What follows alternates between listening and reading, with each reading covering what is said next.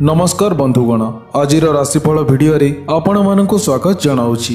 तेबे प्रत्येक दिन एहिभଳି राशिफल जानिबा पाई वीडियो को गोटे लाइक करंतु एवं चैनल को सब्सक्राइब मध्य करी दियंतु एवं पाखरे थिबा बेल आइकन को प्रेस करी ऑल रे सिलेक्ट मध्य करी दियंतु, जहा द्वारा आमे अपलोड करुतबा प्रत्येक वीडियो आपण सर्वप्रथमे देखि मध्य पारिबे। तेबे एही भिडियो रे मेष ठारू मीन पर्यंत राशिफल विषय रे जणाइबु। तेबे आजिर दिनटी आपणकर केमिति कटिबो एही भिडियो माध्यमरु जानि मध्य पारिबे।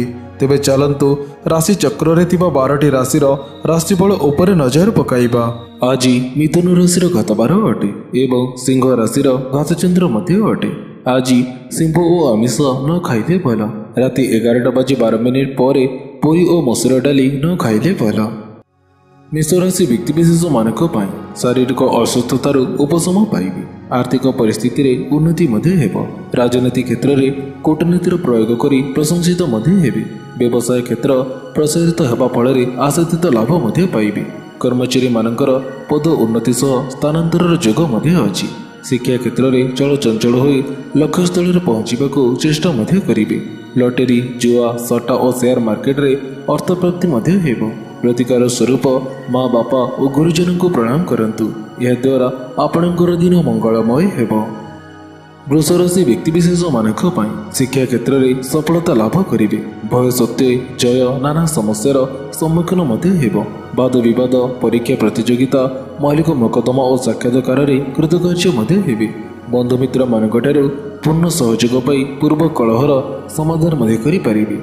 दाम्पत्य सुख वृद्धि हेबा सह आर्थिक स्थिति भल मध्य रहिबो। राजनीति क्षेत्र में निजर प्रतिष्ठा फल जनसाधारणकर मन किणी मध्य पारिबे। प्रतिकार स्वरूप कुआ और पारा को चाउल खाइबाकू दियंतु, यह द्वारा आपणकर दिन मंगलमय हेबो।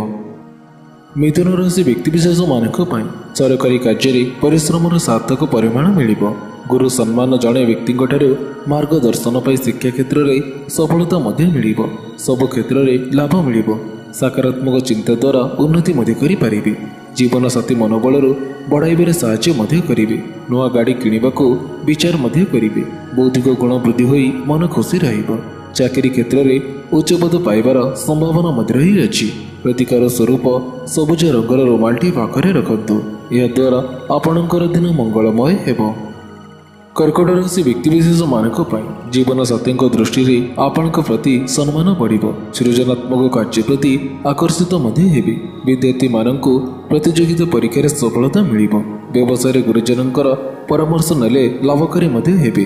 बैंकिंग एवं फाइनान्स संबंधित कार्य उत्तम लाभ मध्य हेबो। उधार देइतिबा टंका फेरस्त मध्य पाइबे। आर्थिक समस्या आपणकर दूर मध्य होई जिवो। प्रियजनक सहित बुलिबाकू मध्य जाई पारंती। प्रतिकार स्वरूप मादक द्रव्यठारु दूरेई रहंतु, यह द्वारा आपणकर दिन मंगलमय हेबो। सिंह राशि व्यक्तिविशेष मानक नूतन कार्य आरंभ करने पूर्व हाथ मापी चाखंड चलवा उचित। गृह धर्म कार्य एवं धर्म अनुष्ठान में योगदान मध्य करिबे। उचित मार्ग रे गति करी व्यवसाय सफलता अर्जन मध्य करिबे।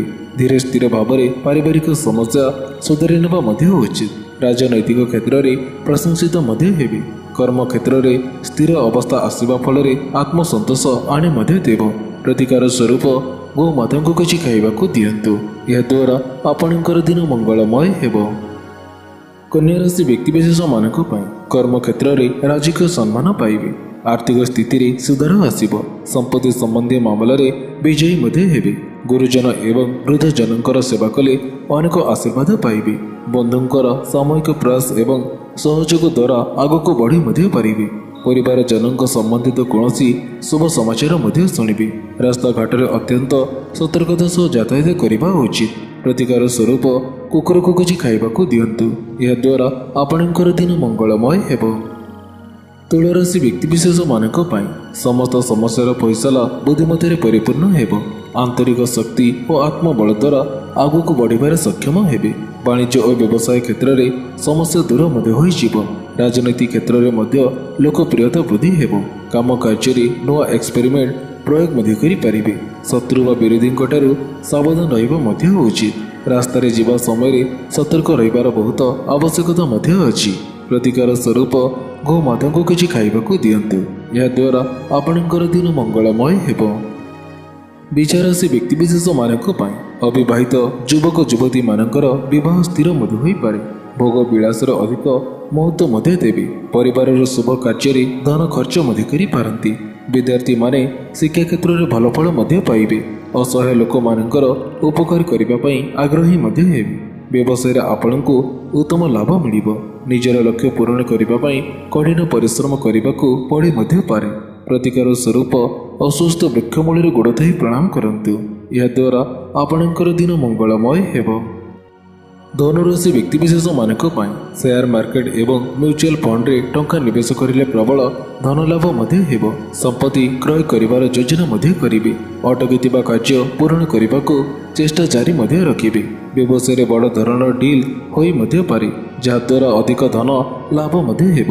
ସାମାଜିକ କ୍ଷେତ୍ରରେ ଭଲ ପ୍ରଦର୍ଶନ କରିବା ଫଳରେ ଅଧିକାରୀମାନେ ଆପଣଙ୍କର ପଦ ଉନ୍ନତି ବିଷୟରେ ଯୋଜନା ମଧ୍ୟ କରିବେ।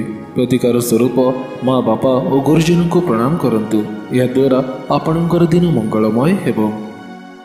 ମକର ରାଶି ବ୍ୟକ୍ତିବିଶେଷମାନଙ୍କ ପାଇଁ ଯେକୌଣସି ପରୀକ୍ଷା ବା ସାକ୍ଷାତକାରର ପରିଣାମ ଆପଣଙ୍କର ସପକ୍ଷରେ ରହିବ। ବେମାର ବୃଦ୍ଧଜନ ଓ ଆସକ୍ତ ଲୋକଙ୍କୁ ସହଯୋଗ କରିବା ପାଇଁ ହାତ ମଧ୍ୟ ବଢ଼ାଇବେ। ଘର ପରିବାରରେ କୌଣସି ଖୁସି ପ୍ରସଙ୍ଗ ଆସିବା ଫଳରେ ମନ ପ୍ରଫୁଲ୍ଲିତ ରହିବ ଏବଂ ଦାମ୍ପତ୍ୟ ସମ୍ବନ୍ଧରେ ମଧୁରତା ମଧ୍ୟ ଆସିବ। ଅତ୍ୟଧିକ ପରିଶ୍ରମ ହେତୁ ଶାରୀରିକ ପୀଡ଼ା ଅନୁଭବ ମଧ୍ୟ କରିବେ। ବଡ଼ ପଣିଆ ଦେଖାଇଲେ ମନ୍ଦଫଳ ଭୋଗିବାକୁ ପଡ଼ି ମଧ୍ୟ ପାରେ। ପ୍ରତିକାର ସ୍ୱରୂପ କୂଅ ଓ ପାରାଙ୍କୁ ଚାଉଳ ଖାଇବାକୁ ଦିଅନ୍ତୁ। ଏହାଦ୍ୱାରା ଆପଣଙ୍କର ଦିନ ମଙ୍ଗଳମୟ ହେବ। କୁମ୍ଭରାଶି ବ୍ୟକ୍ତିବିଶେଷମାନଙ୍କ ପାଇଁ ସମାଜ କଲ୍ୟାଣ ଧର୍ମ ଅନୁଷ୍ଠାନରେ ମଠ ମନ୍ଦିରମାନଙ୍କରେ ଯୋଗଦାନ କରି ପ୍ରଶଂସିତ ମଧ୍ୟ ହେବେ। ସରକାରୀ କର୍ମଚାରୀମାନେ କର୍ମକ୍ଷେତ୍ରରେ ସମ୍ମାନ ଲାଭ ମଧ୍ୟ କରିବେ। ରାଜନୀତି କ୍ଷେତ୍ରରେ ଧଳା ବସ୍ତ୍ର ପରିଧାନ କଲେ ବ୍ୟକ୍ତିତ୍ୱର ପ୍ରଭାବ ବୃଦ୍ଧି ପାଇବା ସହ ଲାଭବାନ ମଧ୍ୟ ହେବେ। ଶାରୀରିକ ଅସୁସ୍ଥତା ଦେଖା ମଧ୍ୟ ଦେବ। ଈର୍ଷାପରାୟଣ ବ୍ୟକ୍ତିମାନେ କୋଟ ବଚନ ଶୁଣାଇବେ। ଦୈବୀ ଶକ୍ତି ବଳରେ ବିପଦରୁ ରକ୍ଷା ପାଇ ମଧ୍ୟ ପାରିବେ। ପ୍ରତିକାର ସ୍ୱରୂପ କୁକୁରକୁ କିଛି ଖାଇବାକୁ ଦିଅନ୍ତୁ। ଏହାଦ୍ୱାରା ଆପଣଙ୍କର ଦିନ ମଙ୍ଗଳମୟ ହେବ। ମୀନରାଶି ବ୍ୟକ୍ତିବିଶେଷମାନଙ୍କ ପାଇଁ ଶୁଭ ସୂଚନା ପାଇ ମନରେ ଭୟ ଆଶଙ୍କା ଶାରୀରିକ ଅସୁସ୍ଥତା ଦୂରେଇ ମଧ୍ୟ ଯିବ। ଅଟକି ଯାଇଥିବା ଧନ ଉଧାର ଦେଇଥିବା ଟଙ୍କା ଋଣ କରିଥିବା ଅର୍ଥ ସହଜରେ ହସ୍ତଗତ ହେବା ଫଳରେ ଆର୍ଥିକ ସ୍ଥିତିକୁ ସୁଧାରି ମଧ୍ୟ ପାରିବେ। ସମସ୍ୟାଗୁଡ଼ିକ ସମାଧାନ ହେବା ଯୋଗେ ଚିନ୍ତାମୁକ୍ତ ମଧ୍ୟ ହେବେ। ସମ୍ପତ୍ତି ସମ୍ବନ୍ଧୀୟ ଶୁଭ ସମାଚାର ଶୁଣିବାକୁ ମଧ୍ୟ ମିଳିବ। ଆର୍ଥିକ ଦିଗରୁ ସୁବିଧା ପାଇ ଉଚ୍ଚ ଆଶା ଆପଣଙ୍କର ସଫଳ ମଧ୍ୟ ହେବ। ପ୍ରତିକାର ସ୍ୱରୂପ ହଳଦୀ ରଙ୍ଗର ରୁମାଲଟି ପାଖରେ ରଖନ୍ତୁ। ଏହାଦ୍ୱାରା ଆପଣଙ୍କର ଦିନ ମଙ୍ଗଳମୟ ହେବ। ତେବେ ବନ୍ଧୁଗଣ, ଆଶା କରୁଛି ଆଜିର ଏହି ଭିଡ଼ିଓଟି ଆପଣଙ୍କୁ ନିଶ୍ଚୟ ଭଲ ମଧ୍ୟ ଲାଗିଥିବ। ଯଦି ଭଲ ଲାଗିଥାଏ ତେବେ ଭିଡ଼ିଓକୁ ଗୋଟେ ଲାଇକ୍ କରନ୍ତୁ ଏବଂ ଏହା ସହିତ ଭିଡ଼ିଓକୁ ସେୟାର ମଧ୍ୟ କରି ଦିଅନ୍ତୁ। ଏମିତି ନୂଆ ନୂଆ ଭିଡ଼ିଓ ଦେଖିବା ପାଇଁ ଆମ ଚ୍ୟାନେଲକୁ ସବସ୍କ୍ରାଇବ୍ କରିବାକୁ ବିଲକୁଲ ବି ଭୁଲନ୍ତୁ ନାହିଁ। ତେବେ ପୁଣି ଦେଖା ହେବ କିଛି ଏହିପରି ଲାଟେଷ୍ଟ ଅପଡେଟ୍ ସହିତ। ସେତେବେଳେ ପର୍ଯ୍ୟନ୍ତ ବିଦାୟ ନେଉଛି। ଜୟ ଜଗନ୍ନାଥ।